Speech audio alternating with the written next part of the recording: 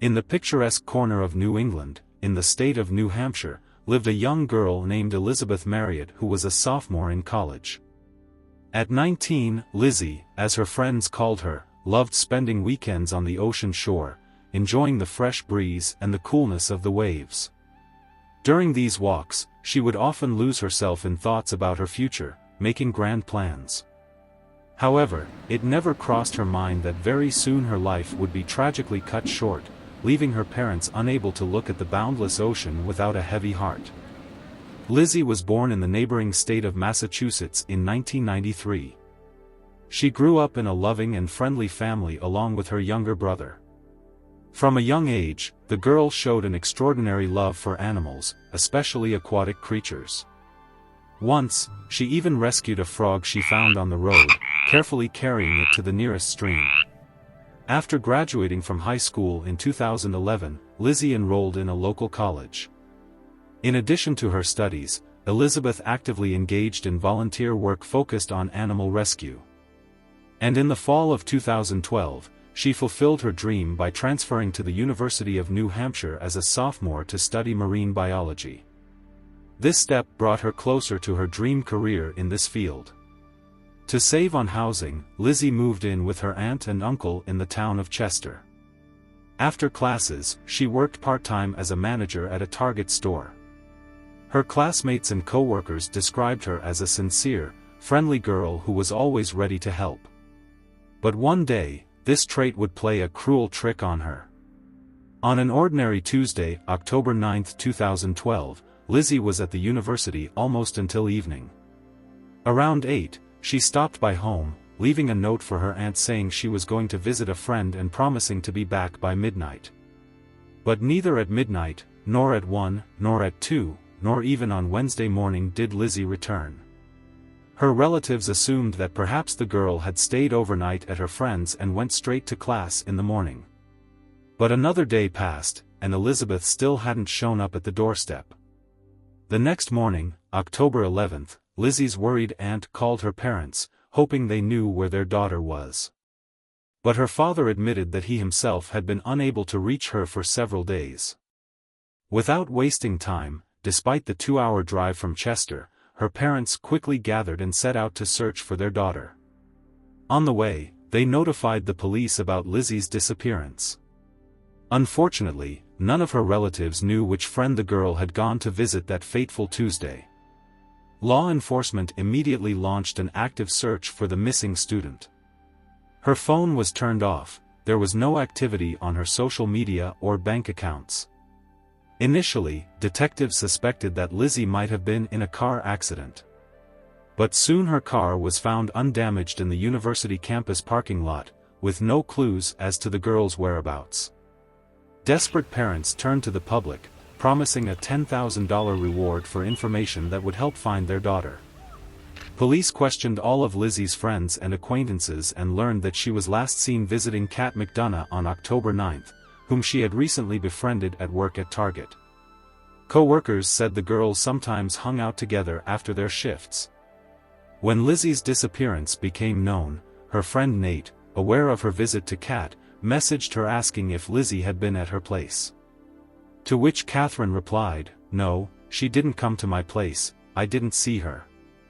18-year-old Kathryn was living with her 30-year-old boyfriend Seth Mazzaglia at the time.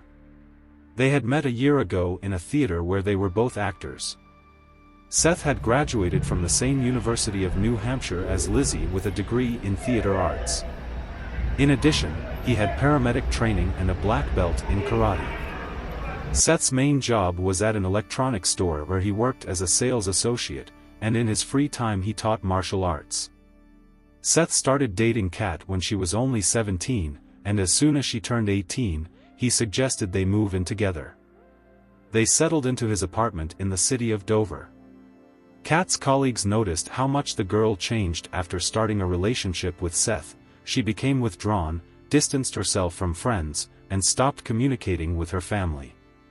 Kat's parents did not approve of her choice, so she chose love, cutting off contact with her family.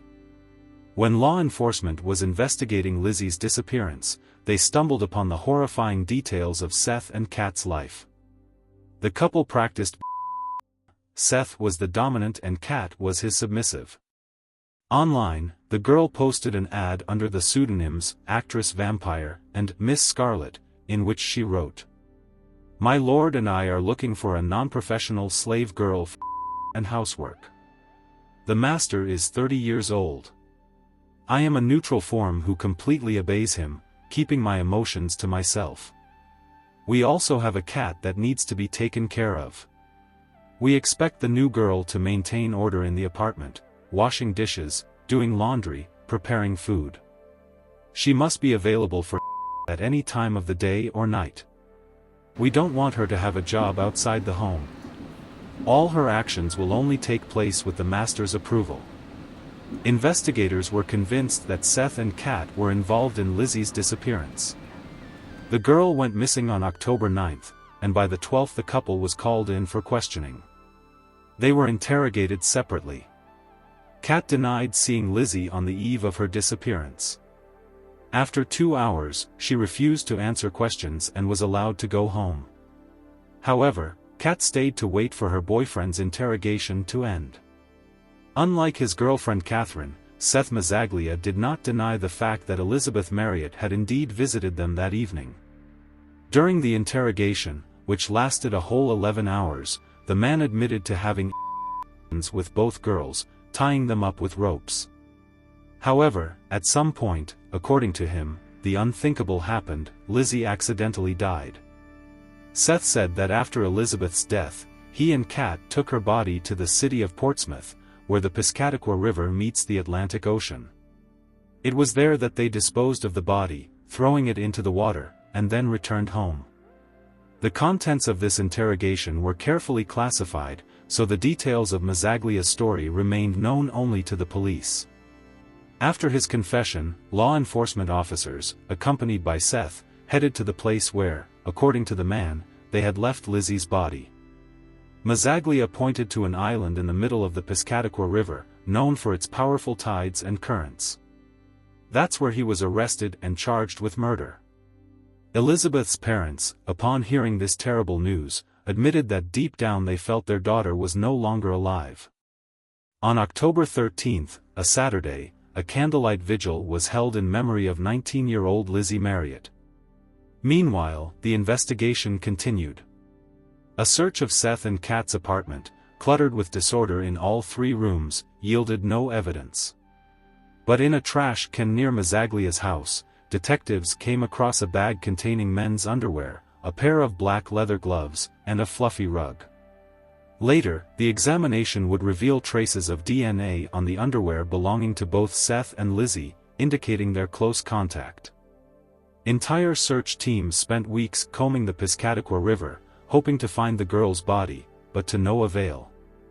Investigators speculated that the strong current could have carried it all the way to the Atlantic Ocean. In the midst of the investigation, Kathryn Fish, Seth's ex-girlfriend whom he had dated a decade earlier, contacted the police.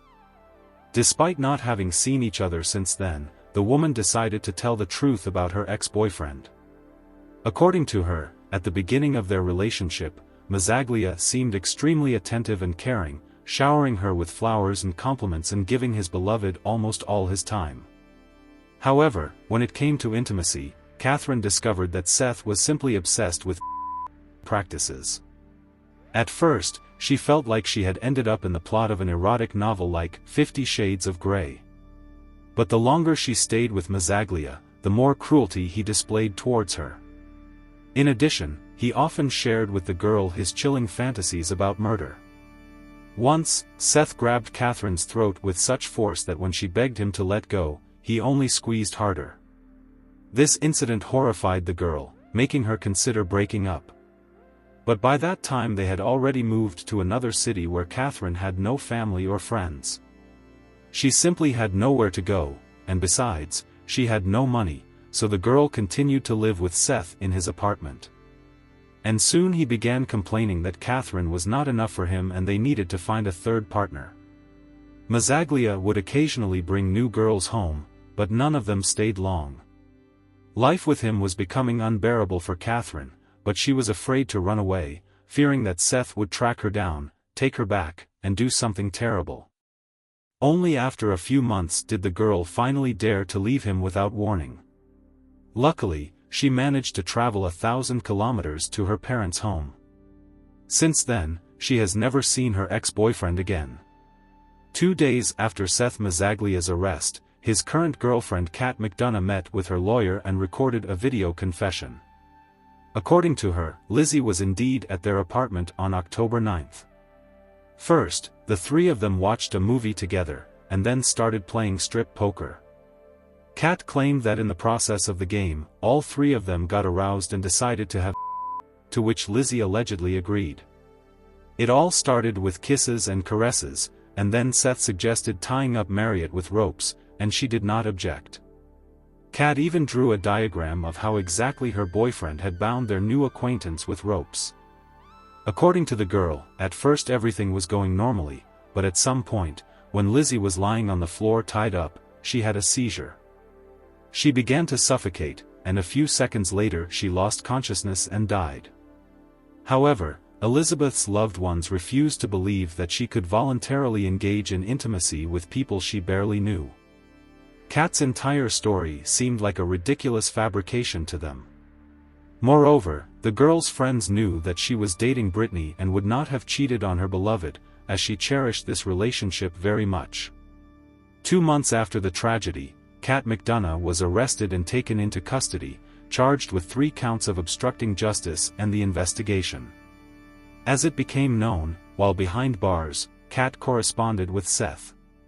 They planned to escape from prison and leave for another country, where they intended to get married and never testify against each other again. However, this attempt failed. Later, Mazzaglia wrote a letter to McDonough in which he insisted that they needed to be reborn and meet in the next life. Being an ardent follower of black magic, Seth believed that death was not the end. But the longer Kat remained alone, the more clarity came to her mind. Soon the prosecutors offered the girl a deal: instead of 20 years behind bars, only 3 years in prison in exchange for testifying against Seth. She had to tell the whole truth about the events of that evening in their apartment. Kat could not refuse such an offer. In May 2014, 2 years after the crime, Seth Mazzaglia was finally brought to trial. The prosecution insisted that his actions were deliberate, purposeful and cold-blooded. Prosecutors read out text messages Seth had sent Kat on August 25, a month and a half before the tragedy. In them, the man ordered his girlfriend to find another partner willing to live with them and become a new. In addition, Seth demanded that Kat find him a temporary replacement for the period of her absence. In August 2012, the girl left the city for 10 days to attend a theater camp, but could not find anyone to take her place. Since no one responded to McDonough's ad for a third partner for a long time, at the end of the summer Mazzaglia began bombarding Kat with threats of brutal reprisals. In his messages, the man made it clear, if she did not want a terrible punishment, she should bring any of her friends to their home, with whom he could engage in right in front of Kat's eyes.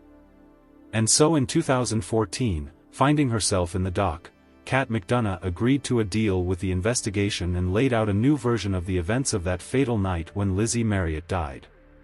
The girl confessed that she was terribly afraid of Seth and obeyed him unquestioningly, so in order to carry out her master's order, she decided to invite Lizzi over. They had already spent time together before, chatting as friends, so Marriott, without hesitation, accepted Kat's repeat invitation. According to McDonough, Seth knew about Lizzi's visit in advance. Seeing her photo, he noted the girl's attractiveness.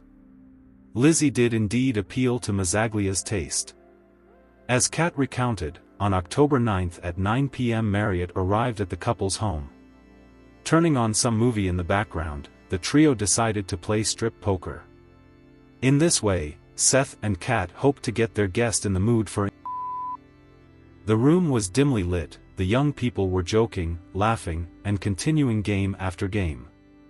Lizzi, as luck would have it, lost most often, so soon she was left in nothing but her underwear.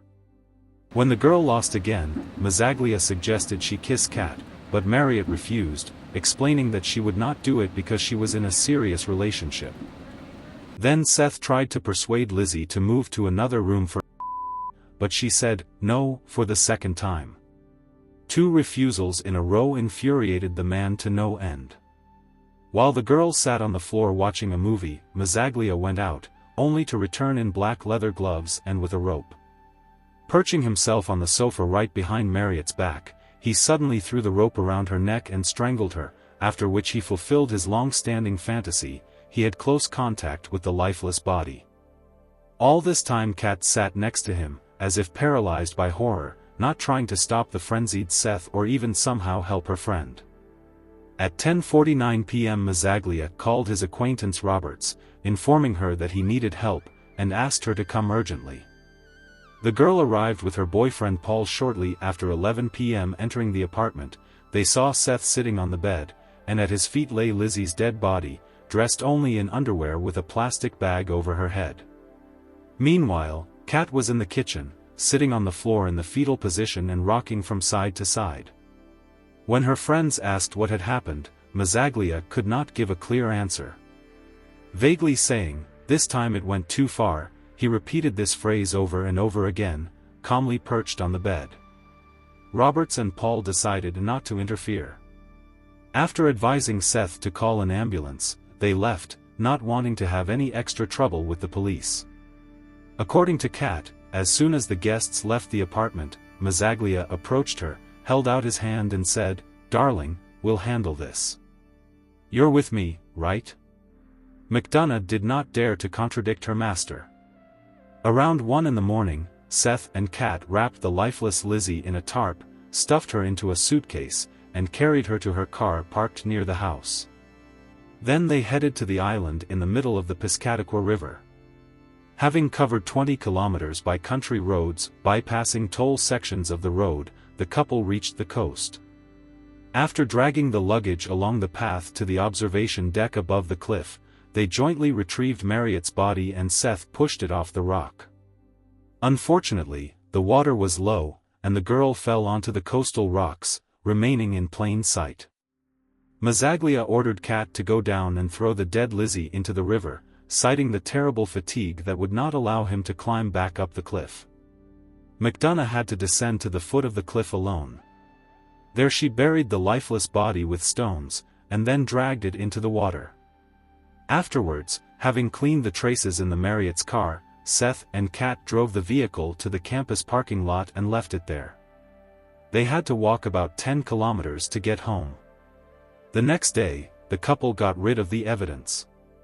McDonough did not go to the police, trembling at the very thought of Seth, and continued to lie that Lizzi had not visited them, as she categorically did not want to testify against Mazzaglia. Knowing what this monster was capable of, she was panic-stricken of suffering the same fate as her friend.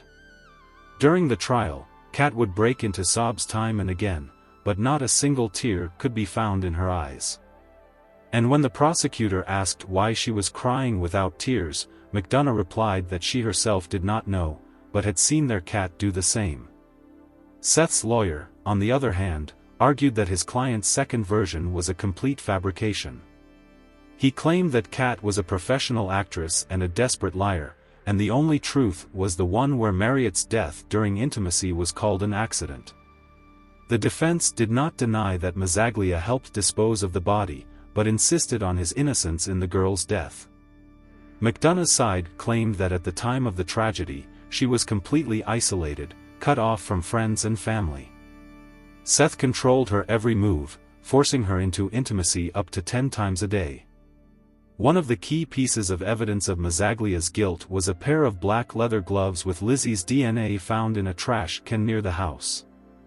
Seth was aware of his intentions towards the victim, so he took care of his own safety in advance. It was a deliberate, planned murder, not an unfortunate accident. In June 2014, the court found 32-year-old Seth Mazzaglia guilty of first-degree intentional murder and sentenced him to life in prison without the possibility of parole. 20-year-old Kat McDonough, having made a plea deal with the investigation admitting her guilt, received only 3 years in prison. It is known that behind bars, Kat let slip to her cellmate about her intention to return to her father's house on the coast immediately after her release in July 2016. Once at liberty, McDonough could not find a job for a long time. Her reputation was too infamous, so few people wanted to deal with her. The girl is not obliged to report her whereabouts to the police and can move freely. She avoids interviews and does not maintain any social media profiles. The body of 19-year-old Lizzi Marriott remained near that river. Since 2012, her parents no longer visit the beaches. It is too unbearable to look at the ocean expanses, somewhere in which their daughter rests. Still not buried according to Christian tradition, Lizzi has a modest memorial, a sunny bench by a forest lake in her native Massachusetts, erected by her inconsolable parents. They believe that now their girl's soul is finally free. Thank you for watching this story. Write your thoughts about it in the comments. Don't miss the future videos, subscribe and like the channel. Take care of yourself and people you love.